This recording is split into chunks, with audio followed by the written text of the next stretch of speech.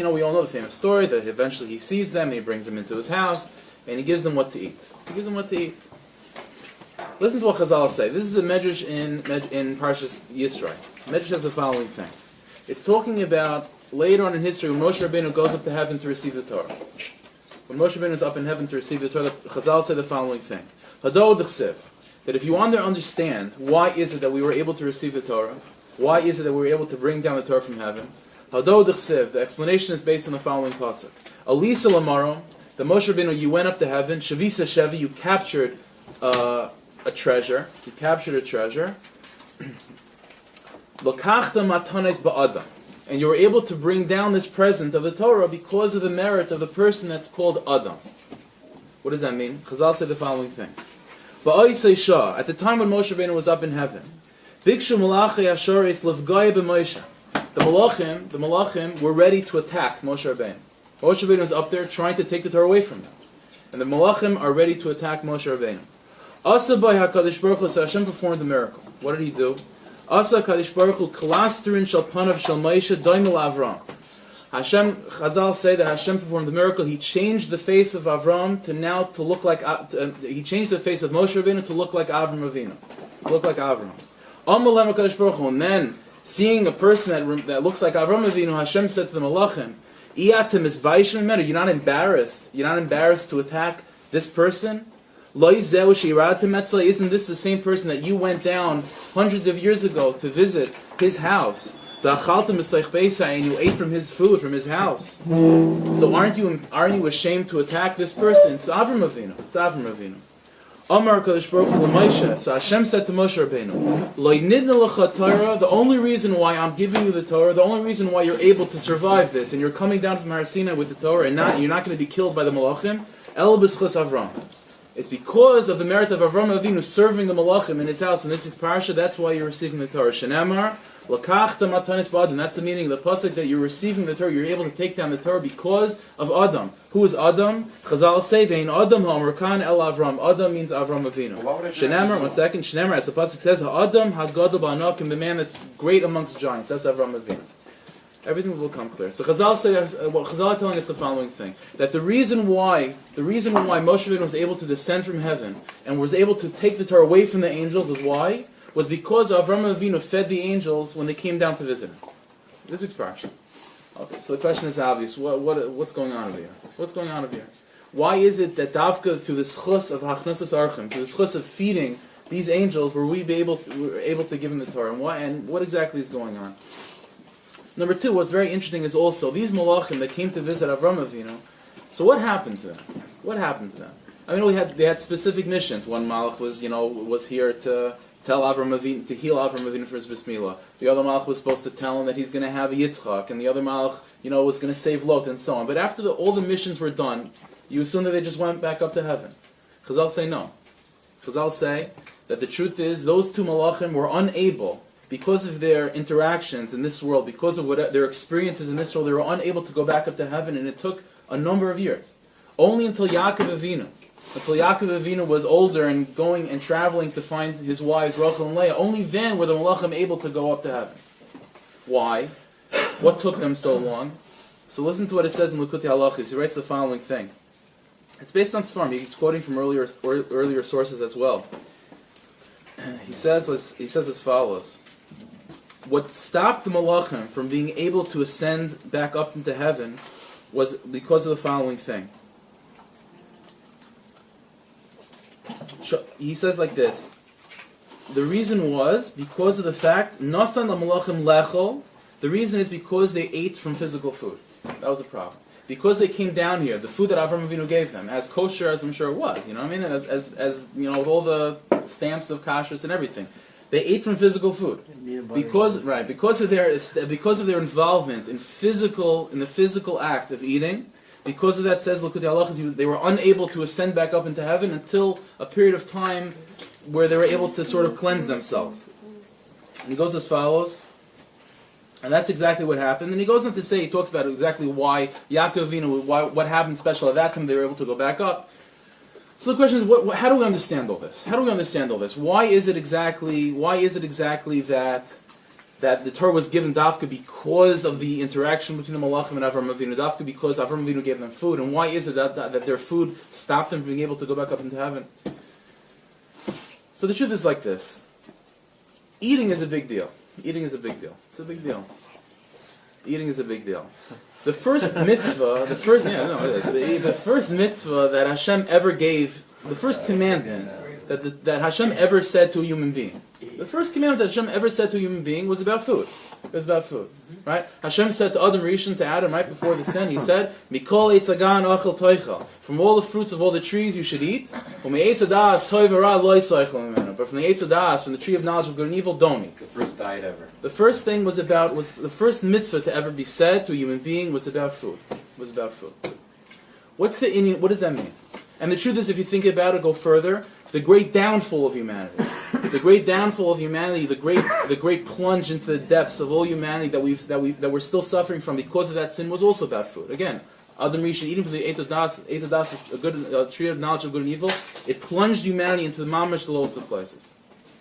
And when he's punished, what is he punished with? Chazal Pasuk says, "B'zei apecha toichal lechem." It's with the sweat of your brow you're going to eat bread. That food somehow plays a major role in this. What's the inyan of food? What's the inyan of food? So this is a deep inyan. It's a very deep inyan. The Sfarim tells the following thing. The tachlis of why we're here. What are we here for? The tachlis of why we're here is one thing. It's one word. Beirurim. Beirurim. What does Beirurim mean? Beirurim means clarifications. It means as follows. The world that Hashem created and became even more so through the sin of the Eitz Hadas, of eating of the knowledge of the tree of good and evil. The world that we have is a world of mixture. It's a world of mixture, of mamish taroivis, of confusion between good and bad. Good and evil, light and darkness, mishtamshin barbuvia, are mamish, are included in everything. Every act that a person does, a person encounters good and evil, always, always. The tachlis, the purpose of creation as a Jew, is for a person to be down in this world and to be involved in physical things and to make birurim, to clarify, to somehow separate between what's good and what's bad. That's the job of a person.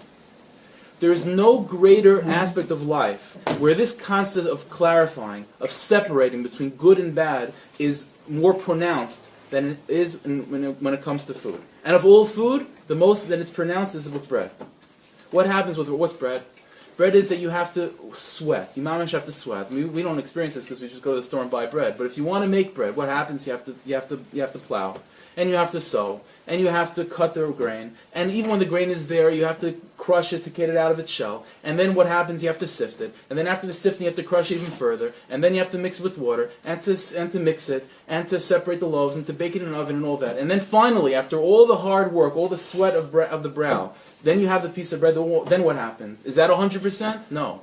It's really when the real separation begins. When you eat it and your body digests it, now the separation between the true goodness of this bread and the true negative, the true excess, extra garbage in this bread is now separated. And that's what happens inside the Jewish person. The inyan of food in Jewish life means the following, that the tachlis of a Jew is to go down into this world, descend into all the muck, into all the garbage in this world, and to clarify, to start clarifying good and bad. It means to be involved in physical life, but at the same time realize that within the physical life that a person finds himself sometimes trapped in, there's going to be there's things to take and there are things to let go. There are things to clarify good and there's bad. That's the job of a Jew. That's what food means. Chazal say the Sfarim say the following thing. That since the entire mission of a Jew, the entire life of a Jew is nothing but birur, nothing but clarifying, nothing but being involved in separating good, and then from the good that you separate that even further, to sift it further and further and further, to eventually get down to the goodness of all goodness, which is Hashem Himself. That process is something very traumatic. And the more a person goes, the more a person is involved, the harder he fights, the more effort he puts in to find Hashem in his life, the more he feels that he's farther away. Because that's what happens. When a person, let's say, has wheat, and he sifts it, he feels like he made it. But then when he wants to go further, he finds even more garbage. And then when he separates the good from that bad, he thinks he made it. But you know what? There's even more garbage to separate. The more a person pushes, the more a person seeks good, the more a person separates between good and bad, the more he feels it's an unending project, and the more he feels he's far away. Listen to what Rabbi Nachman writes in Likutei Moharan. He writes the following thing. When a person begins to enter the world of serving Hashem, not when a person is born Stam a Jew and he does things out of habit. When a person begins to enter the world of serving Hashem, what it means to serve Hashem really, when a person begins the process of separation, of separating between good and bad, of living a life of where he's focused on finding Hashem, of finding the good in all the garbage of life. When a person begins this, as I had derech shemaran loy, then initially what he confronts is the following: hisrachkus. The initial reaction that he will find is a feeling of distance. That's what he's going to find. When he begins to think about becoming who he can become, about beginning the process of making bread, to begin the process of sifting between the good and bad, of finding godliness in all the muck of this world, the first reaction is a feeling of distance. And the person feels as if he's being pushed away. And he feels as if he's not even allowed to enter the place of serving Hashem. But the truth is, a person has to remember that the truth is those feelings of distance, that a person feels himself far away from Hashem when he begins to try. Those are dafka. The truth is that's the beginning of coming close, because the beginning of separating between good and bad is the revelation that there's bad. That's what it is. If a person wasn't even trying, a person grows wheat and he just takes the wheat off the stalk and starts eating it as if it's all good, that's really far away from true goodness, from a real piece of bread. How does a person begin the process of finding goodness? How does he begin the process of finding that piece of bread, of sifting and working and eventually getting to that piece of bread which gives him life? The beginning is realizing that there's muck. The beginning is realizing that there's garbage he has to sift through. That's the beginning. That's the beginning. And a person feels that in his ruchnius, a person feels that in Avodas Hashem, that he feels distant. That's the beginning of him coming close. He goes on to say, and a person has to strengthen himself very, very much, not to become depressed from this. When a person sees days and years pass by, that he's constantly trying, he's really trying to become good. He's trying to become good, and he constantly, and he's still, the more he tries, the farther he feels. So Rav Nachman says you should realize that the reason why that is not because you're actually far away. It's because you're sifting more and more and more. You're finally getting closer. You're getting closer to the goodness. And the closer you get to the goodness, the more garbage you have to go through. And you're not feeling the good, you're feeling all the garbage. But realize that the farther you feel, the more distance you feel. That's dafka a siman of you getting closer and closer to your goal. Says Rabbi Nachman the following thing. A person has to be very stubborn when it comes to serving Hashem. And he goes on to say, all these feelings of depression, the feelings of smallness, the feelings of a person falling in his Yiddishkeit, you have to pass through these things. That's part of life. Part of the process of sifting and finding the goodness in reality. Part of the process of finding Hashem within all the psilas, within all the garbage of this world, you have to pass through these things. And that's part of the process of sifting. Before you enter the end goal, which is the gates of holiness. And he goes on to say, and the truth is, whether they want to admit it or not, even great tzaddikim have to go through this. Davka great tzaddikim have to go through this. And he goes on to say, it could be that there's a person, mamish, standing by the door. He's almost there. He's about to finish, to complete that piece of bread, so to speak. He's about to completely unearth the goodness within all the garbage of his life. But what? And automatically he goes back. Why? Because he just can't take it anymore. He doesn't realize that he's almost there. Because this entire life of finding, of sifting, of getting closer and closer, all he felt was distance. All he felt was the garbage that he didn't even realize he's sifting through. So when it actually comes to the point of where he's almost there, he's about to enter, he's about to breach the wall, he's about to cross over into holiness, he turns back. Because he says to himself, I can't take a life of being far away. And Rav Nachman is screaming, idiot, you're almost there.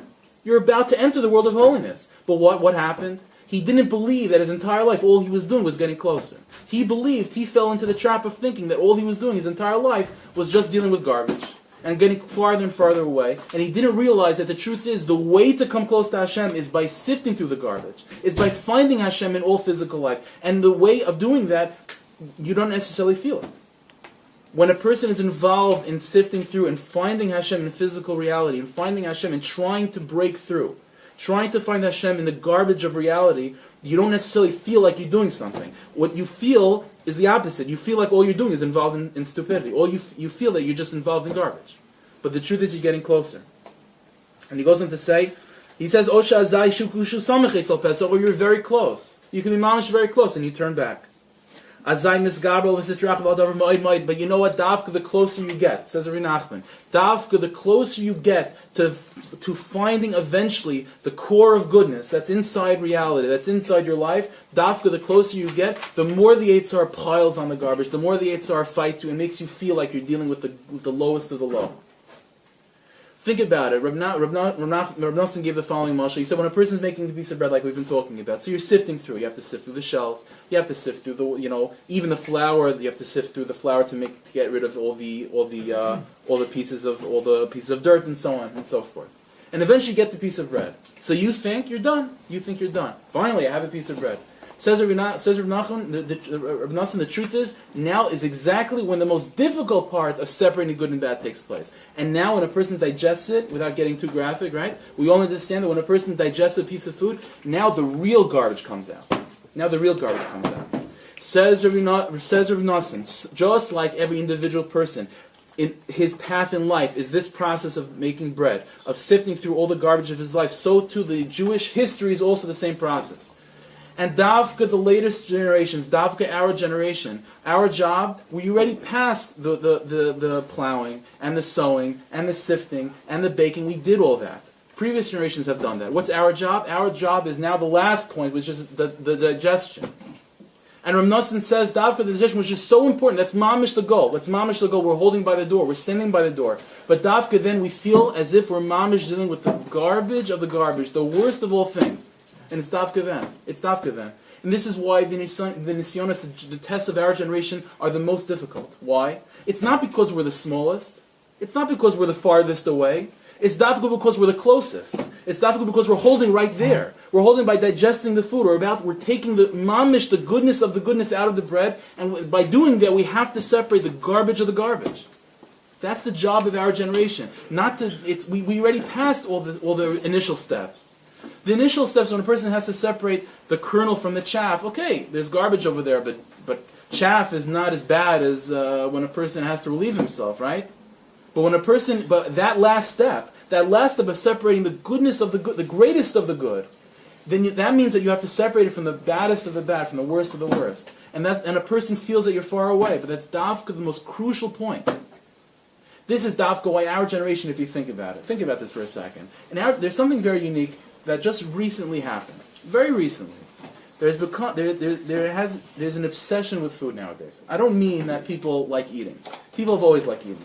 But I'm talking about the idea of taking food and making it into an art. Think about this for a second. If you took one of our grandfathers, take a person from 100 years ago, yeah? And you sit him down and you give him a piece of chicken. And you're eating the same piece of chicken. And you say, you know what? The sweetness of the apricot is overpowering the earthiness of the guy's going to look like you're a meshugana. Like a meshugana. Just eat the piece of chicken and shut up. Like what? It's really true. It's really true. But nowadays, Davka, there's such a thing. There's such a thing as people taking food very seriously. It's an art. It's a craft. It's not a simple thing. So the average person might think, yeah, okay, it's because people nowadays are shallow. It's not true.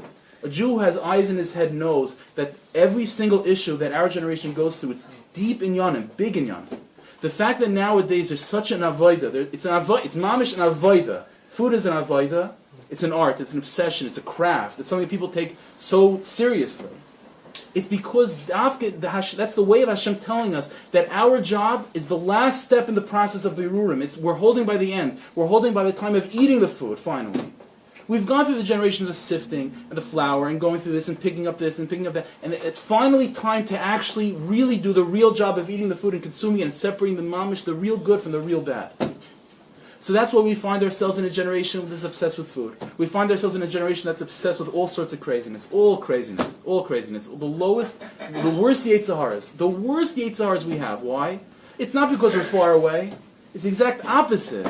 It's because we're holding by taking it, because our job, we have such potential to take out the greatest of the great. So the part of that is to separate it from the worst of the worst. That's part of the deal. That's our job. That's our mission. So how do we do this? How do we do this? Where do we find in ourselves the strength of being able to handle this? Hashem gave us a tremendously difficult test. It's a tremendously difficult test. It's much easier. Back in the day it was much easier. Nowadays it's a lot harder.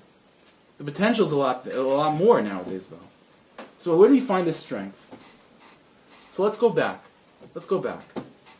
Just like that first commandment that Hashem gave to the human being, to humankind, the first thing Hashem said, Mikol eitz hagan, ochel toichel, eat from all the trees, me'etz hadas toiver lo yisachem, but don't eat from the tree of knowledge of good and evil. The tree of knowledge of good and evil, he ate from. And we're suffering from that to this day. Every single thing that a Jew eats, Sfarim tell us, it's the same taste as the eitz hadas. It's the same thing again. When we eat food, we're not connecting to Hashem through it. It's very, very difficult. But there was another tree. There was another tree in that gan, in that orchard, that Adam Rishon stayed away from. What was the other tree? The Eitz HaChaim, the tree of life. So Chazal, the pasuk says that after Adam Rishon ate from the tree of knowledge, and he was banished from the gan, he was banished from Gan Eden. So the pasuk says that Hashem stopped him. Hashem blocked the way with malachim. Hashem stopped him from being able to go back and eating from the Eitz HaChaim. But the truth is, Hashem later on in history, took that Eitz HaChaim. He took the tree of life. Not the tree of knowledge, he took the tree of life and actually gave it to the Jewish people. When did that happen? That's Har Sinai. The pasuk says, Eitz Chaim hi l'machazikim ba. Because the pasuk says that the Torah is a tree of life to all that holds on to it. What does that mean? It means that every single food that a person eats, all the food that we're in contact with all our lives, is this idea of eating. Eating means good and bad. Eating means garbage. And in their garbage, finding something good. But there's one type of eating. There's one type of eating which is all good. All good. And that's the Eitz HaChaim. That's the tree of life. That's the Torah itself. There's one Eitzah. There's one Eitzah for a person to be able to survive digesting the Eitz HaDas, the tree of knowledge, to be able to digest this life, this world, this generation. How? It's at the same time that you're digesting all things of this world, at the same time make sure to digest the Eitz HaChaim. What does that mean? What does it mean to digest Torah? What does it mean to really absorb Torah properly? So listen to what Rav Nosson writes. He says like this. Every single person has to know this. That even if you find yourself in a very low place, you're not holding by anything, you're very, very low. You're very, very low. Very simple, plain and pashut. If you escape every single day to Torah, hein harbe, hein mat, whether it's a lot of learning, whether it's a little bit of learning, whether it's a high level of learning, whether it's a low level of learning, it doesn't make a difference. Let's say you can't spend a lot of time learning because you're involved in parnasa, which is a great mitzvah, or other things that hold you back from learning. I'll call upon him, nevertheless. If you make the Torah your place of refuge, if you make your Torah the escape of where you run to learn every day, 5 minutes, 10 minutes, an hour, whatever the case may be, every single day you digest the Eitz HaChaim along with all the other digestings of the Eitz HaDas that you're doing constantly. Every single one of us, just walking in the street, we're taking in the Eitz HaDas. We're eating from the tree of knowledge of good and evil. That's all that we're doing all day long. The antidote is the Eitz HaChaim. And that means every single Jew, plain and pashut, uncomplicated, simple. We all know this, but this is the truth. Every single Jew, no matter whatever level he's on, no matter how many difficulties he's dealing with, has to spend some time learning. I don't care if it's a pasuk in Chumash, or if you're holding a Zayar. It doesn't make a difference. A person has to run to learning. A person has to escape to learn something. Why? He goes on. As because in the end, the more a person digests the tree of life, the more of an antidote he's taking in to deal with the Eitz HaDas, the tree of knowledge. Eventually you will become purified from all the impurities that you find yourself involved in, and you will, in truth, come close to Hashem. Because even though the garbage that a person has to sift through, because of his involvement in the tree of knowledge of good and evil, because of all the garbage that he has to, because his job is to find that goodness within all the garbage, and he has to do that. But the strength that he finds himself having to be able to withstand all those difficulties, all the difficulties that happen when a person begins the process of searching, they come in more and more difficulties. He goes on to say, The prat base esquator tefillah, and therefore a person has to strengthen himself in his connection to plain and pasha, to daven and to learn. Uncomplicated. It's as simple as that. A person has to be mechazik himself that, you know what? This world is a world of difficulties. This world is a world of eating. Eating means being involved in garbage. Eating means sifting through good and bad. Eating means going to college and going to work and dealing with people that you shouldn't deal with and people that you want to deal with but you know you shouldn't, and reading things that you shouldn't read and seeing things you shouldn't see, and all the stuff that every single one of us does. Well, every single one of us does. We're constantly bringing inside of ourselves the Eitz Hadas, the tree of knowledge of good and evil. And our job as Jews of this world, of this last generation, is to make the final clarifications, to separate the goodness of all good from the worst of the worst. That's our job. But the strength, where do we get our strength from? How do we have the strength to be able to do this? The strength, the antidote, the adrenaline rush, the things that we need to take into ourselves to be able to deal with that is the Eitz HaChaim, it's the tree of life. And the tree of life means Torah. It means committing to a life of Yiddishkeit. It means committing to Torah mitzvahs, to keep every detail of halacha according to the best that we're capable of doing. It means learning every single day a basic amount, whatever the person's level is, committing, escaping, making the Eitz HaChaim, the tree of life, also part of your diet. If a person goes his entire life only eating from the Eitz Hadas, it's a terrible tragedy. If we have to make our diet also consist of the Eitz HaChaim. The more we do that, the more strength we'll have. The Malachim visited Avram Avinu, right? The Malachim visited Avram Avinu. This is the first time a Malchus from heaven. This is the first time they came down to earth and they ate food. They saw what it means to be involved in this world. It was so difficult for them. To clarify, to take the food that they took in from Avram Avinu, holy kosher food. It was so difficult for them to handle that they got stuck. They were unable to go back to the original place. It took 100 years for them to be able to get back. It took that long.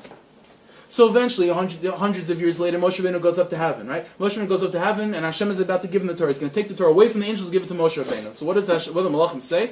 We're going to attack this guy. Let's kill this guy. He's trying to steal from us.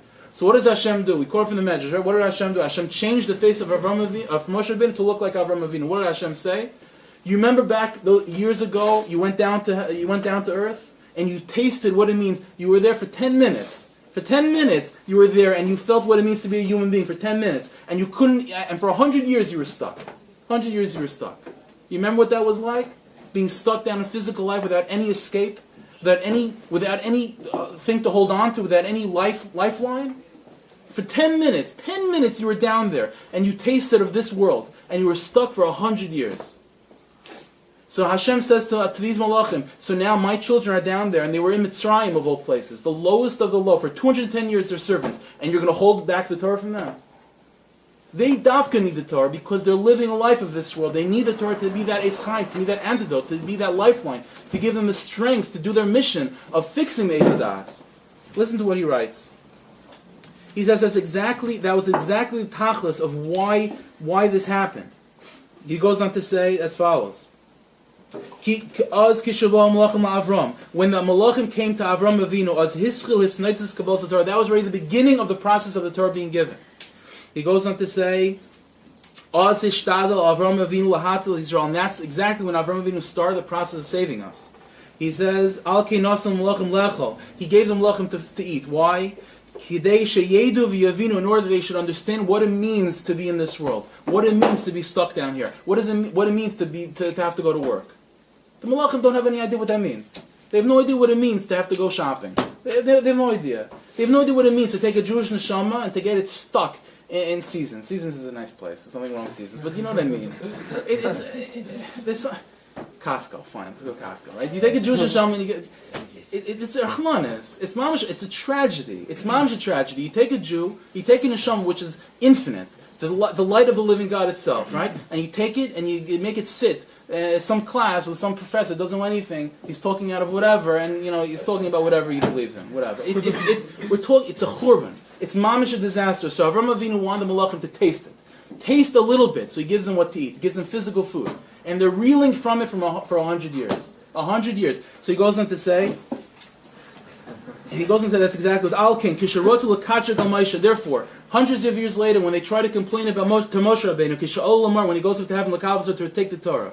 So what happens? So Hashem says to these malachim, "Halei zeu she'achaltem etzlai." This don't you remember him? This is the person that you ate from. Meaning, Hainu she'Hashem yisbarach ha'eshul. It means Hashem was telling them, "Eich yesh lechem pischem pelakachak al kabal sadar." How do you even open your mouth to tell me that I shouldn't give the Torah to human beings? Lezeh ha'olam. V'lo yachaltem etzlai yachaltem ta'akim. Didn't you eat from this world? And you tasted a little bit of what my children have to go through every single day. You tasted a little bit what that means. What that means to be a human being. And you knew, and you know, it's impossible to live without the Torah. So the whole reason why we're here, the whole reason why we have the Torah is because Avraham Avinu fed the malachim. And he showed the malachim for 10 minutes what we have to deal with. We have to be mechazik ourselves. We have to mamash be mechazik ourselves. This is the last generation this is the last birurim are taking place through our hands. The last clarifications, and that means dealing with the garbage of the garbage. But the more we eat, the more we're involved in food, the more we're involved in separating between the good and bad and in the process of our eating, so to speak, the metaphorical eating, the more we have to digest the Eitz HaChaim more and more and more, the more learning we have to do, the more davening we have to do, the more committing we have to do to Yiddishkeit. And when Mashiach eventually comes, and the food will be fully digested, and the garbage will be kicked out, and the person, the Klal Yisrael, the human being of all human beings will become energized through the food of all of our experiences. When this eventually happens, Chazal said the following thing: that there's going to be a meal at the end of days. There's going to be a meal, a suda, la'asid lavo. And Chazal say after the meal's over, all the tzaddikim are going to eat from this food. And Chazal say that after the meal's over, it's time to bench. And Hashem's going to offer the kos shel bracha. He's going to offer benching to Avraham Avinu. And Avraham Avinu is going to say, I can't bench because Yishmael came out of me. And he's going to say, Yitzchak, you bench. I can't bench. Esav came out of me. He's going to say, Yaakov, you bench. Yaakov says, I can't bench. I married two wives. And once the Torah was given, it doesn't look so good. So Chazal say that David HaMelech is going to get up and say, you know what? I'll bench. Li no levarich. To me, it's befitting that I bench. Kais Yeshua Sasa. So the question is obvious. David HaMelech wasn't without Averis. On his level, whatever it means that he did, whatever it is, he's not clean 100%. So why is David HaMelech the one to bench? Say the Svarim. David HaMelech doesn't just mean David HaMelech. David means the last generation before Mashiach comes. The ones that complete the process of clarification. That meal at the end of time means the meal of all time. It means that last meal that brings together all the process of clarifications that started with harvesting, that started with plowing and sowing and reaping and sifting and baking, all that stuff. Eventually, even ending with the digestion of this last generation, of clarifying the energy from the food with the garbage of the garbage. Avraham Avinu says, "I can't bench because I started it." Yitzchak says, I can't bench, I continued it. Yaakov, I continued it. Who should really bench? The ones that finish it. Our generation. That's David HaMelech.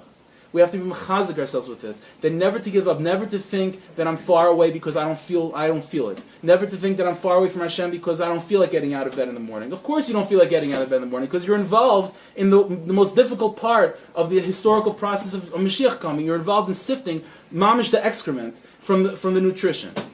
And when you're involved in such a thing, you don't feel like you're doing much. You feel like you're involved in real garbage. Of course you don't feel like getting out of bed. You have to mechazik yourself that despite the fact that you don't feel like getting out of bed, despite the fact that you don't feel like opening up a chumash to learn, despite the fact that you don't feel like davening, you're closer than ever. You're closer than ever. We're mamish holding by the door, and it would be a real shame if we were to turn away now. A real shame. Let me end off with a ma'aseh. I don't know what am I going to say? I don't know what story to say. I'll just tell you like this. There's a story, historically by going back, way back, a major approach that many people used to take in order to become a tzaddik was the approach of fasting. Of hurting the bodies. There was such a thing as mikvah of Shelag, where people would mamish roll around naked in snow just to pain themselves. It would be such an avodah. By the Baal Shem Tov, once the Baal Shem Tov came, this was looked at. Not only was this not considered something helpful, this was considered mamish terrible. It makes a person far away. So the Toldos Yaakov Yosef used to say the following thing. He was a great disciple of Baal Shem Tov. He used to say that people that fast in order to fix their averas, you compare it to the following thing. He said, let's say there's a government. The government needs money, right? So they have to levy taxes. So the problem is that who's basically in charge of the government? The rich people. So the rich people are really the ones with the money, but because they don't want to give the money, so they make the taxes on all the poor people. So the poor people are innocent of all the problems to begin with. They're the ones that suffer, all the problems that are coming because of the rich people. Yeah. Nice and cholyam. Yeah? So what? Maybe not. I'm not. Whatever. I'm an Amoritz. Yeah, the 99%. Whatever. That's the Maisa. So what they told us Yaakov Yosef, he said the same thing. He said the same thing goes on. What sins? What sins in a person? His eyes, his hands, his feet, right? His mouth, his ears, his stomach. What did your stomach ever do to you? So when now you did all these averos and you want to fix yourself, so what do? You punish your stomach? That's what you do? So told us Yaakov Yosef, you want to fix yourself, say words of Torah. Fix your mouth by saying words of Torah. Fix your ears by listening to shiurim. Fix your eyes by looking in svarim. Don't fix your eyes and your ears and your mouth and your hands by punishing your stomach. Don't do that. That's not solving the problem. You know, there's a story of Reb Feger was a Rosh Yeshiva. To say anything about him, he was the Gadol Hadar. So they said that there was once a bacher in his yeshiva that they came to him and said that there's mamash a tragedy taking place. What's the tragedy? He said, this bacher, he's a great kid, he's mamash a masmi, he learns all day long, he goes to bed, and before he goes to bed he has supper. What's his supper? A dry piece of bread, and then he says Shema and goes to sleep. Mamash a tragedy. So Reb Kiva said, listen, we have to solve this problem, we have to make sure that he has what to eat, but that's not a tragedy. You know what a tragedy is? A tragedy is a person who has a lot to eat and goes to bed without saying Shema. That's a tragedy. So that's a tragedy. Tragedy is not, it's difficult. We have to fix it, but that's not a tragedy. We have to be mechazik ourselves. That not to hold back from eating, not to hold back from being involved in this world. The opposite. Do whatever we have to do. Do whatever it is that we find ourselves stuck in, and to be mechazik ourselves that our avodah is the avodah birum of clarifying, of separating the good and evil. And part of that process is to get your hands dirty, and you don't feel like you're doing anything. You don't feel like you're doing anything. But you have to be mechazik yourself that you are. Not only are you doing something, you're doing mamish, the last job. That you're doing the most important thing. And we have to remember that the strength that we have, that gives us, the source of our strength to be able to do this, is a healthy diet of Eitz HaChaim, the tree of life. We mechazik ourselves with learning and davening, plain and pasha. So we should be zocha very, very soon, to finish this job, to finish completing the digestion of the Eitz Hadas Tov, completing our absorption of Eitz HaChaim, and eventually we'll come to the great suit that we talked about, with Mashiach Tzidkeinu Meir V'meinu. Amen. Amen.